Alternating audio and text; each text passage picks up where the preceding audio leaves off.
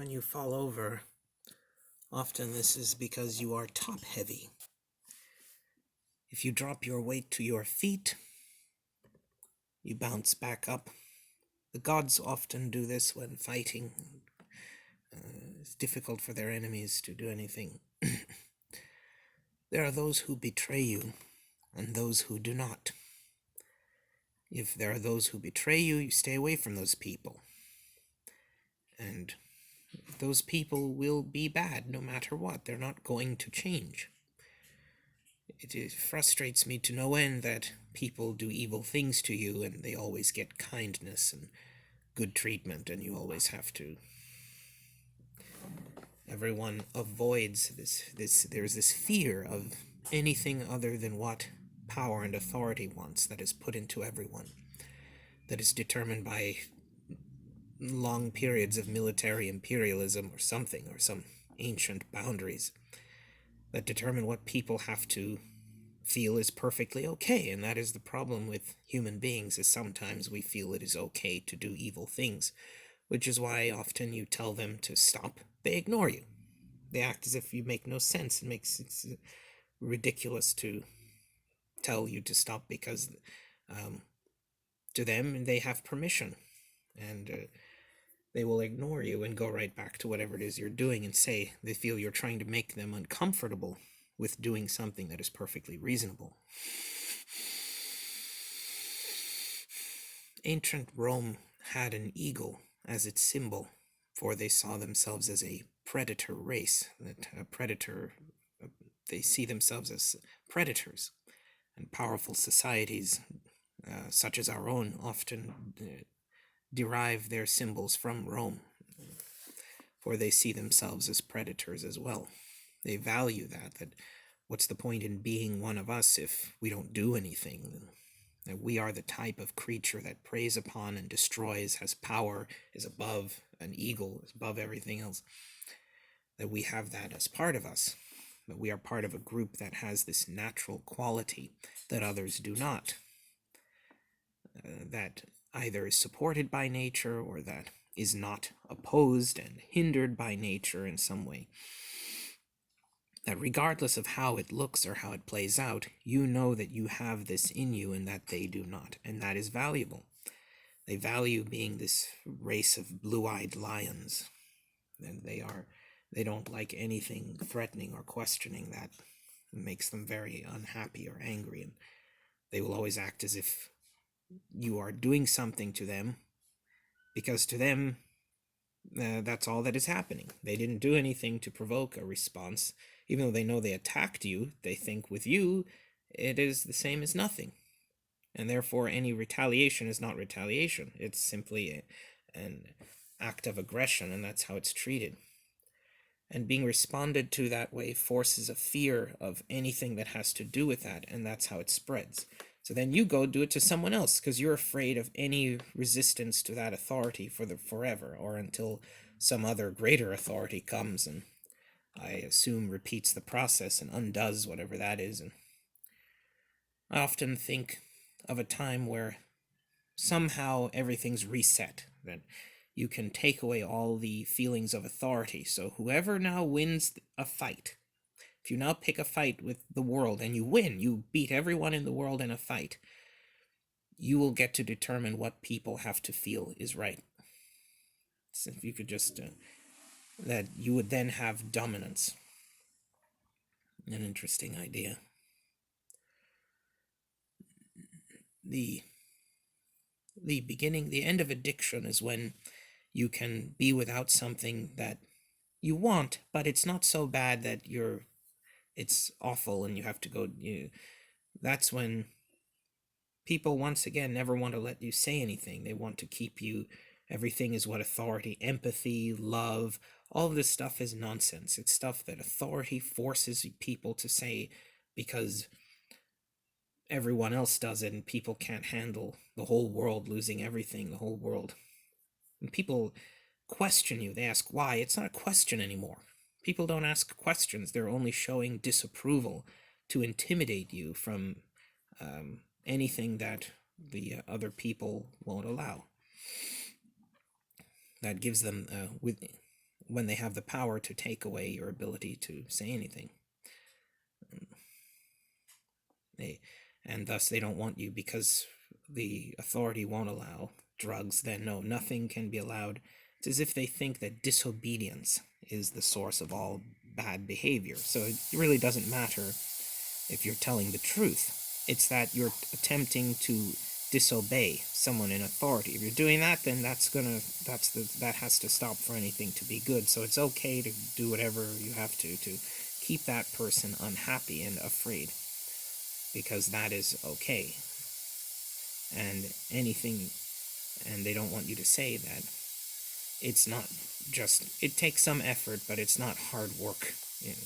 You're an addict. You're sitting there sometimes wrestling with yourself, like standing still. Am I going to have to sit here gripping, fighting it forever? No, I have to be able to go back to when there wasn't an addiction, and then have the choice again. And then I can say, then, oh boy, I'm not going down that road. I'm not doing that. When you get that chance, you take it. Nope, I'm not getting involved with any alcohol, any drugs. I never did alcohol or drugs, and I still turned out to be a mess.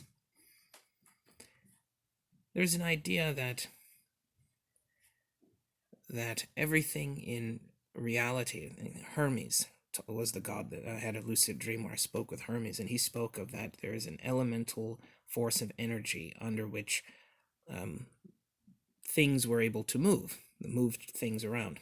And in some cases, they could form complex structures, and those things that could did. And as that everything that is valuable to us form from these structures, and they form from exposure, prolonged exposure to this energy.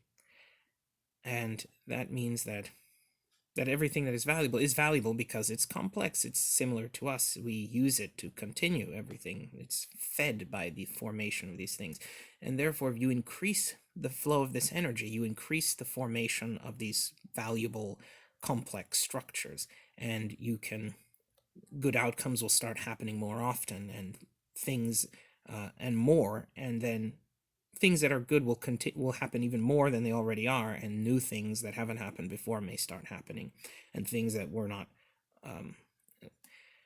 as far as performance, that existential potency, that, as Aries told me in a lucid dream, that everything is made of many smaller versions of itself working in tandem to create a larger version, and that's what you see. And that if you increase the number of these smaller parts, you will increase whatever that is will become more of whatever it is. It will do that more. And as he was telling me with Heracles, that he beat Heracles in a contest of strength, in a fight, because you increase the everything will turn out okay factor of whatever that is by increasing the number of those smaller parts. It's existential potency. And that as well as that the reason why it is what it is because it has as many parts that make it what it is to begin with. Let's say everything is merely a big version of something small.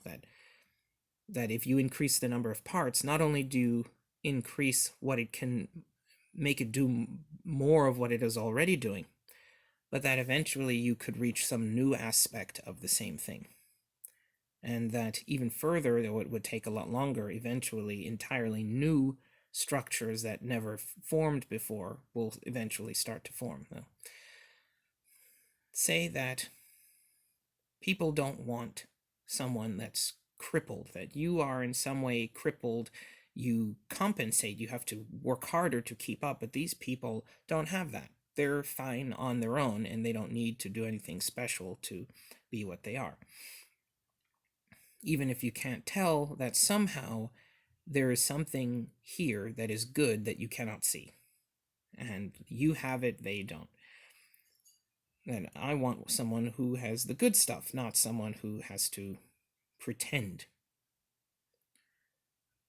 That is frustrating to be that person, and that because you don't help, you don't produce the comfortable feelings, it's not okay for you to do anything that causes that discomfort, to be part of our group, or to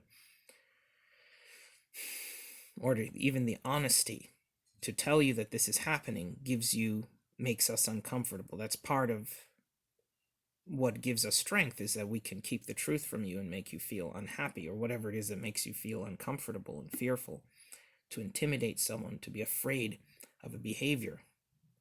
We humans are domesticated. We are not good. We are forced to avoid behaviors all the time. This whole behavior of empathy. What about the respect for the victim? People don't care anything about victims. We slaughter people left and right, mostly animals. We torment them, we degrade them, and not only do we refuse to stop, we don't even think anything of it because authorities has said that it's okay.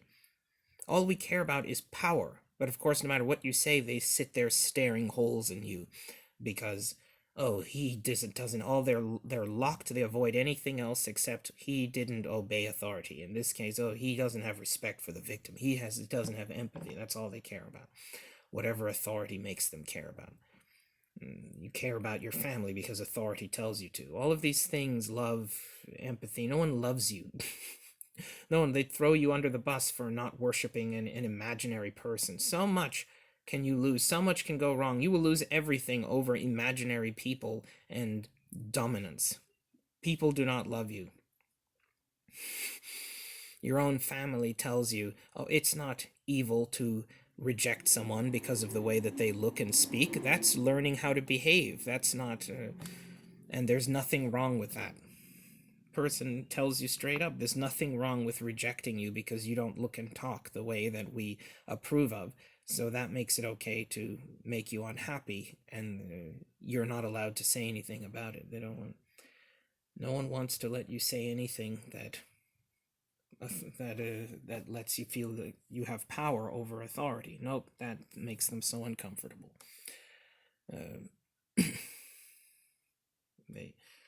That's really frustrating that they do that.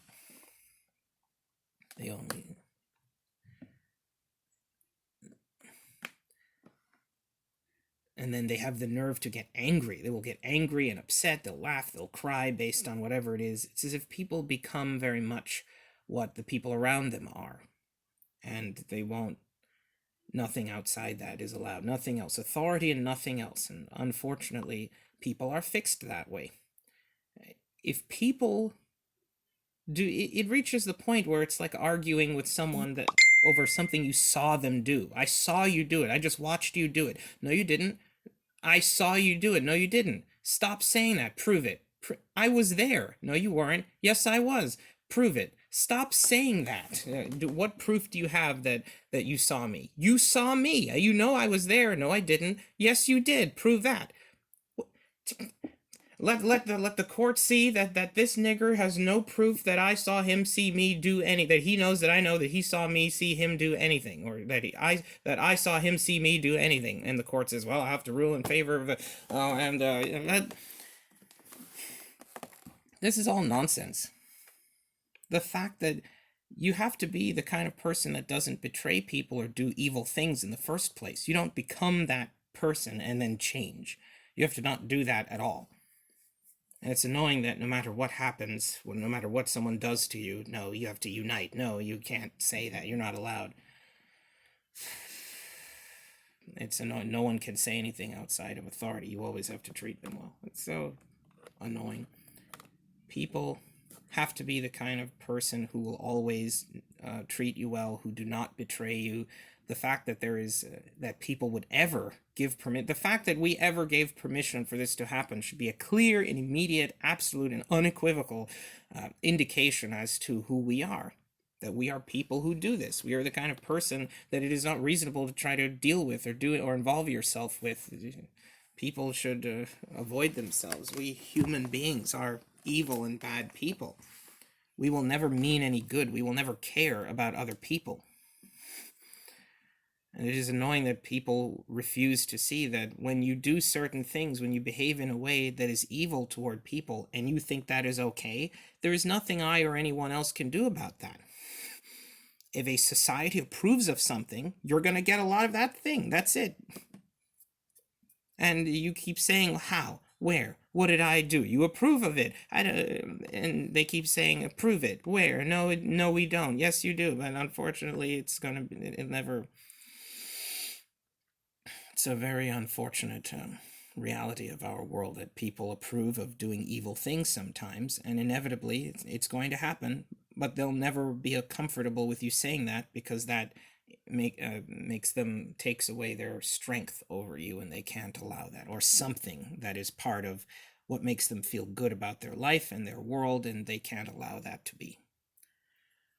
A river of alcohol flows, and it pushes over fibers of sensation. The compression forces the fibers down so they do not have the volume of exposure, the surface area of exposure required to sense what is going on. And the force that pushes the fibers down push them past the point that they would rest naturally. When the flow ends, they spring back up, and petri dish refuse or debris or effluence props up the fibers so that when the flow comes again, they stay up, and then you sense. And thus, you do not chug, you sip, and then you taste the mead, or the, what do you call it, the potato, potato liquor. People, everything will turn out okay quality, existential potency. Increase the elemental power, and you will increase the amount of the creation. You will increase the performance of something. You will increase the rate at which it continues to do, or the benefit. Typically, beneficial things for life occur when you increase. Not necessarily, but often, because all of the things that help us occur because of this process of energy, of complexity accumulation. Say that in essence, there is this existential racism that goes on, that we say this type of life, these behaviors are crippled. They are missing something, whether you can tell or not. This is missing something that really has it, but you can't tell, and this does. And you want to live your life with these things, these behaviors, these practices, because they're the ones that have the quality and those don't. That say that you say that there are invisible supports and I have them and you do not. That if you say that the world supports evil, and that the world is supports both good and evil, and that sometimes evil is supported by nature, then it's not my fault. I didn't make nature support that and make it happen. People gave them the power to do that. But if nature does not support that, and it is not part of the environment, it's just something that can and did happen, but it's not supported strongly by the cosmos, then why can't, if nature is in fact supporting good, or at least not supporting evil, and it's happening anyway, and I can't get out of it, why not? There must be something I can do. I think that's a large part of dominance, is that people feel that we are the supported people. They are not. There is some huge thing helping us, and it's still not working. There must be something I can do, and they keep pressing and pushing. And they're angry that they had all the advantage, and you still had enough, not necessarily power, but that you went beyond, against all this force. You would think that you would have the intent, so much intent, to go through all of this, to do this, to take my power away. It upsets them. They want you to have low intention. They want fear to keep any intention away. So you couldn't even get close to touching their power. How dare you? That you would say, well, it makes you feel that it's your fault that it's happening, because everything else is helping you. It must then be you. The scent of blood and static, broken masks, dry throats, the scent of ink and ash.